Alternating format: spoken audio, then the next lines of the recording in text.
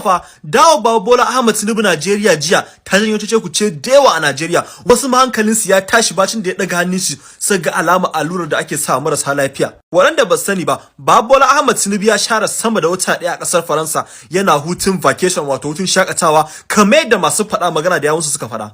Amma fa sai dai wasu gidan jaridu kuma wasu abokan hamayya sun ce ba vacation bane ya kai shi Faransa, rashin lafiya ce ta tsamari. Wasu ma sun ce idan ba rashin lafiya ba me zai sa shugaban kasar da aka zaba ya bar garin da aka zabe shi tafi wani waje ya je har wata daya. To mu koma kan maganar kanula ko in ce allurar da aka gani a hannun Bola Ahmed Tinubu bacin da yake daga hannu sokar shi a Abuja. Masana ilimin lafiya sun ce wannan allura ana sata ne a jijiyar ta wajen zuciya. Akan saka wa masu kansa sannan kuma akan saka wanda ake ba abinci ta wajen. To kuma dai a ce mutum bashi da ilimin likitanci, ka gani in ka ga mutum da wannan allura yana nufin cewa ba a gama bashi magani ba ko ba a ga masa allura ba a so a dinga bubula shi a ko ina za a ci gaba masa allura ta wannan wajen. Wanda hakan ne yasa wasu mutanen sai ganin da cewa shin anya ku Bola Ahmed Tinubu zai iya mulkar kasar Najeriya? Kar mu je fa sai bayan an rantsar da shi ya dinga zuwa yana watanni wajen neman lafiya a wasu kasashen daban.